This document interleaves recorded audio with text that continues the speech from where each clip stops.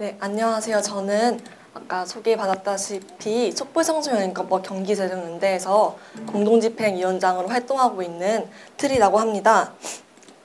그 촛불청소년인권법 경기재정연대에 대해서 못 들어보신 분들도 있을 것 같은데 이 재정연대는 청소년들이 시민으로서 인간답게 사는 사회를 만들기 위한 법을 제정하기 위해 교육, 시민, 인권, 청소년 단체 이렇게 다양한 분야에서 214개 단체들이 모여서 올해 9월 26일에 출범했습니다.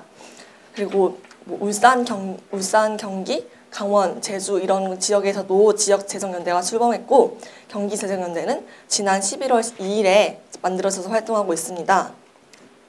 이 촛불청소년인권법 재정연대가 만들어진 이유는 지난 겨울에 촛불광장에서 민주주의를 함께 외친 청소년들이 그 이후로도 시민으로 인정받지 못하고 있는 현실 때문입니다. 지금 이 자리에는 청소년들이 많이 오지 못했기 때문에 제가 지난 출범식에서 있었던 영상에서 청소년들의 목소리를 좀 같이 보려고 하는데 영상이 5분짜리여서 좀 길거든요. 그래서 같이 봐주시면 감사하겠습니다.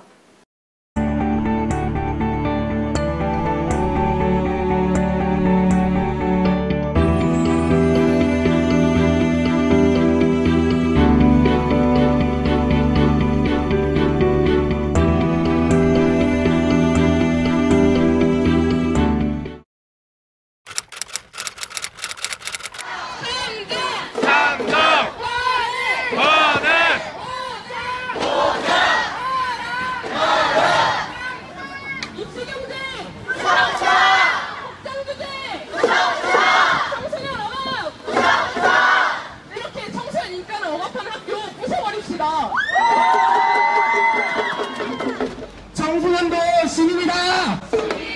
시민이다!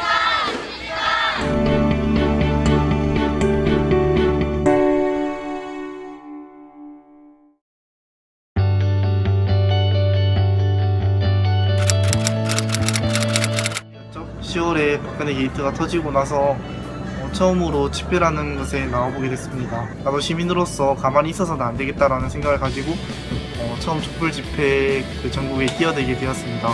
당시 저는 페미니즘에 관심을 갖고 있었고 이 자리에서 청소년의 참정권도 같이 얘기할 수 있을 기회라고 생각해서 집회 현장에서 청소년들이 자신의 목소리를 더 많이 내가지고 청소년들이 살아가기 더 좋은 사회를 만들기 위해서 지난 촛불 집회에 참가하게 되었습니다. 나라꼴이 많이 안 해가서 그냥 나라 나가야지 하고 친구들이랑 손잡고 있었고요. 그 사람들이 사회를 바꾸기 위해서 움직이고 있으니까 함께 해야 한다는 생각이 있어서 갔던 것 같습니다.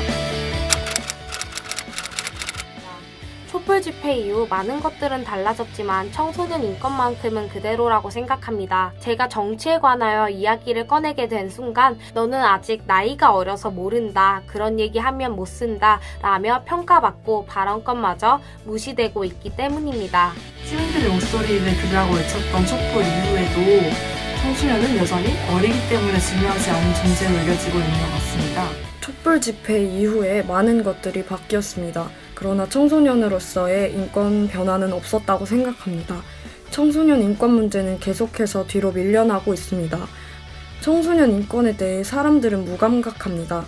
하지만 누군가의 인권이 이렇게 뒤처지는 상태로서는 좋은 나라가 되기 어렵습니다. 학교 내 청소년들이 정치에 대해서 더 많은 관심을 갖게 되었고 더 많은 이야기를 나누게 되었지만 지금도 실질적으로 청소년들이 정치에 직접 참여할 수 없기 때문에 이런 점에서는 매우 아쉽게 생각하고 있습니다. 같은 사람이니까요. 그리고 같은 시민이니까요. 다 같은 대한민국 국민이고 평등하게 촛불을 들었지만 투표는 평등을 할 수 없다는 건 굉장히 불합리한 거죠. 촛불 청소년 인권법이 필요한 이유는 맞고 살기 싫고 뺏기기 싫고 그래서요. 그리고 수업을 평화롭게 듣고 싶어요. 못 듣지 않고. 바뀌지 않았기 때문에 필요한 것 같아요. 이제는 바뀌어야 하니까.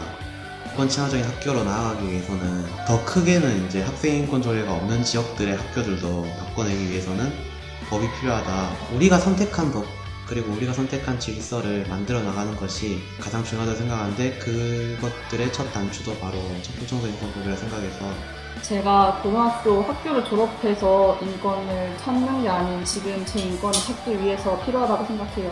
청소년도 기본적인 권리를 보장받아야 되는 인간이기 때문입니다. 누구한테는 존재하지만 누구한테는 존재하지 않는 권리는 권리가 아니라 권력입니다. 그저 하나의 인격체로서 정당한 대우를 받기 위해서 촛불 청소년 인권법은 제정되어야 됩니다. 자신의 삶에 영향을 미치는 결정들에 목소리를 내고 변화를 만들기 위해서라고 생각합니다. 청소년을 보호의 대상으로만 바라보는 사회가 아니라 주체적인 한 사람으로 바라보는 사회가 되어야 한다고 생각합니다. 이 청소년이라는 존재에 대한 고민을 다시 시작했으면 좋겠어요. 촛불 청소년 인권법은 그런 존재에 대한 고민을 하게 되는 시작점이 되어줄 것이고 청소년에게 더욱 존엄한 삶과 그리고 행복한 삶을 보장해줄 수 있는 그런 제도적인 시작점이 될 거라고 생각을 합니다.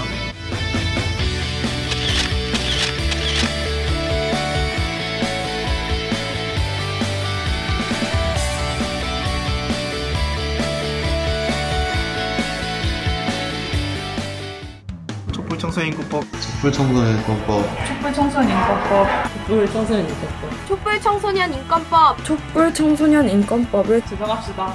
제정하라. 제정하라. 제정합시다. 촛불 청소년 인권법 화이팅! 저희 아까 마지막 영상에 나왔듯이 초청법 제정연대에서 주장하고 있는 것은 3가지인데요. 학교에서 학생들의 인권이 보장되기 위해서 초중등 교육법을 개정하여 학생인권법을 만드는 것.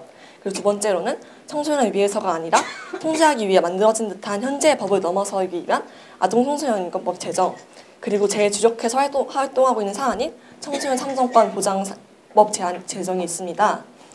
여기에서는 청소년 참정권에 집중해서 청소년의 정치적 권리의 현실이 어떠한지를 얘기하고 그 필요성에 대해서 이야기하려고 합니다. 네, 지금 벌써부터 내년 6월 지방선거 이야기가 많이 나오고 있는데 사실 선거에 모든 정치적 영향이 쏠리는 게 좋은 것은 아니지만 이렇게 전 사회적인 정치 행사에 참여하지 못하는 시민들이 있습니다. 바로 만 19세 미만의 청소년들인데요. 추운 겨울이 지나고 촛불이 끝났다고 얘기하는데도 저희는 장미대산이라고 불린 오후 대선 때 함께하지 못하고 저기 아까 나왔다시피 광화문으로 가야 했습니다. 투표장에 들어가지 못하고 광화문에서 저희는 정치에 참여할 권리 달라고 외쳐야 했던 겁니다.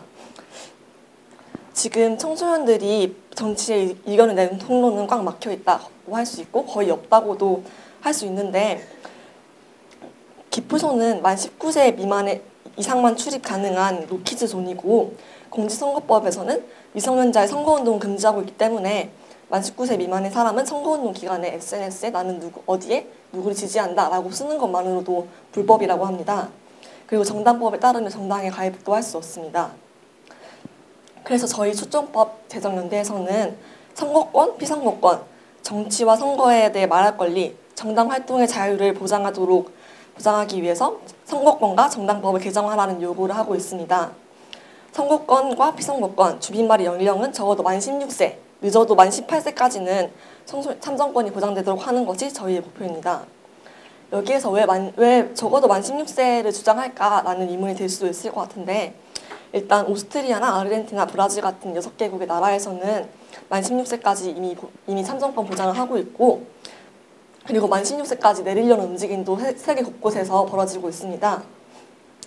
또한 선거 연령을 만 18세까지 내린다고 하는 얘기는 지금 많이 있잖아요. 하지만 이렇게 내린다고 해도 만 19살 청소년 중에서 생일이 지난 사람만 해당되기 때문에 지금 대략 대한민국에 1,000만 명 정도 되는 청소년 대중의 대표성을 띈다고 하기 어렵습니다. 그래서 저희는 적어도 만 16세까지는 선거권을 보장해야 한다고 생각합니다. 네, 마무리를 하자면 저는 청소년 인권 현실을 바꿔내기 위해서는 청소년 참정권이 꼭 필요하다고 생각합니다. 학생의 삶을 못쓰는 학교, 말도 안 되는 학습 시간을 강요하는 입시제도, 가정 내 아동폭력, 청소년 알바 노동자 삭취는 청소년 인권을 억압하는 대표적인 문제이지만 정치적으로 중요하지 않다고 취급받고 있기 때문에 아직도 해결되지 않고 있습니다. 이 문제의 당사자인 청소년에게 참정권이 주어진다면 청소년이 자신의 삶에서 중요한 결정들에 목소리를 낼 수 있게 된다면 많은 것들이 달라질 수 있습니다. 청소년의 인권이 보장되는 사회를 만들기 위한 움직임에 함께해 주시길 부탁드립니다. 감사합니다. 네.